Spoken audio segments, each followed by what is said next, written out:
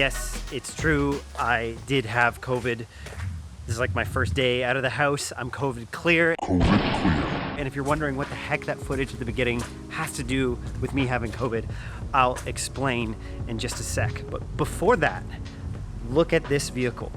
Some badass old Land Rovers, but that has nothing to do with anything. Back to me having COVID, which wasn't a big deal.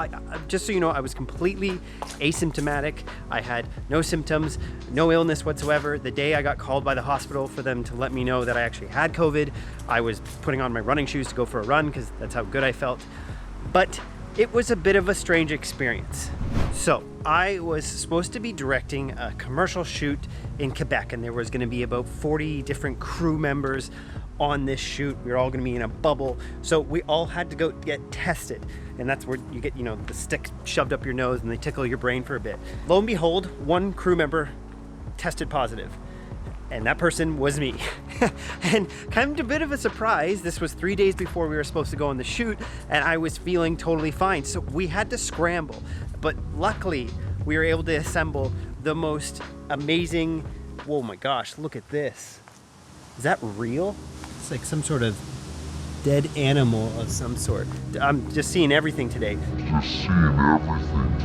So luckily, we were able to assemble the most kick-ass team of filmmakers to work in my place, and I had to direct the whole thing from my living room, or from my kitchen table, or from my bed. I don't have a home office yet, and so we just moved, and so it was a bit of like a sore back situation. But anyways, we assembled amazing cinematographers. I got CHRISTOPH BENFEY, which is that crazy first-person drone footage that you saw, which I'm gonna do a video with him soon. He came to help the shoot with all this amazing drone footage. Then we had FLOOK, who is a complete badass who can just run around with gimbals for 26 hours at a time, and he was helping DP. Also got a good friend of mine from film school, CARLETON, who is an amazing cinematographer himself. And last but not least, we also were able to last minute squeeze in another amazing cinematographer, CHRISTOPH, which, man, we just had amazing cinematographers from top to bottom on this. And how could I forget about Kyle Topping, good friend of mine doing stills, very talented. Also, Aaron Brimhall, sorry you couldn't make this one. You guys got to figure out that COVID thing down in the States. Now, because this is the commercial world, I can't show you any of the footage. It's with a product that's not coming out till 2021. I can't even tell you what company it's for. Someone on set took a picture of the product and put it on their private Facebook group, and they quickly got fired. So I can't mention anything. I don't want to get fired. It was such a joy for me to actually be able to direct this shoot from my living room. It was not ideal, let me tell you, being on FaceTime calls and Zoom calls for 14 hours a day while people are running around trying to get the shots you want.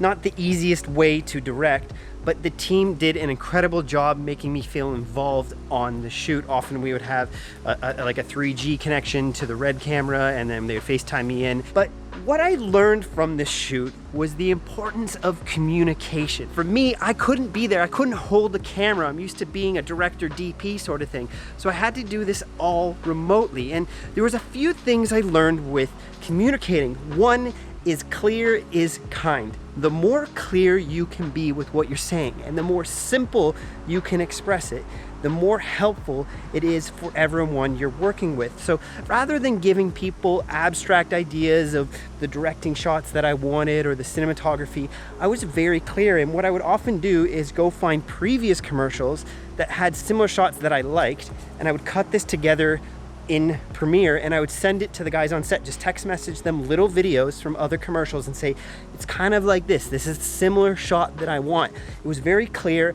and I think it really helped them. Also too, I would find photos that I liked, and I would send reference photos to the guys every night.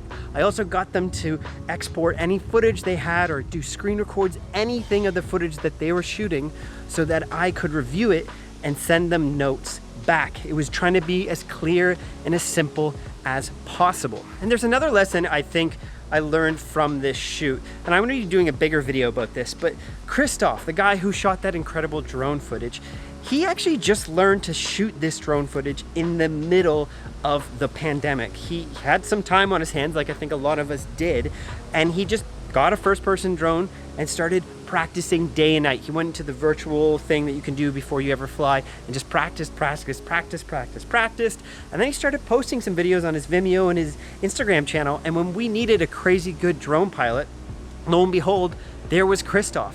And this was a new skill set that he didn't have at the beginning of COVID. So I want to encourage you, if you're trying to get hired, don't wait for someone to believe in you. You have to go show people that there's something to believe in. You have to go shoot the footage that you want to get hired for. So CHRISTOPH was shooting this crazy drone footage on his own, and we actually ended up hiring him for this commercial. So I want to encourage you again, just get the camera out there, get shooting. It can just be for a personal project. It was that biking footage I put at the beginning of this film that I noticed on CHRISTOPH's Vimeo, which is him shooting his friend through a forest in Hamilton, another city down the road.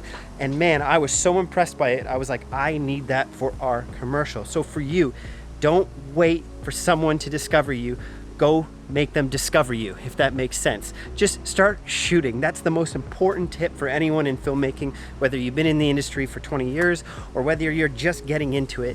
It's getting shooting. You're creating new content. You're going to get inspired and people are going to see what you're capable of. I should also mention too that COVID is different for every person. For me and my wife, she actually didn't have it. I didn't pass COVID along to anyone. We even wonder if it was a false positive, but who knows? I want to trust the tests that our government are putting out. But that said, I never felt ill, but you know, I've had actually really close friends of mine whose parents have passed away from it. So COVID is a very strange disease. I feel very lucky that I was healthy enough, or whatever it was, it didn't attack me the way it has for other people. But what a kind of a strange experience to know that I actually had it. I was the first person I knew within my circle of friends to have it, and I wasn't expecting it to be me. So keep safe out there. Wash your hands. I know people have different beliefs and views on COVID-19, but just saying, exercise caution while you're out there. But thank you guys again for all the love and support, and I will see you guys on the next one. And I'll probably be doing a video with CHRISTOPH soon. I have another video coming out real soon about color correcting skin tone, which I have just a real quick trick that you may know about, but it's really helpful. But I'll see you guys on the next one.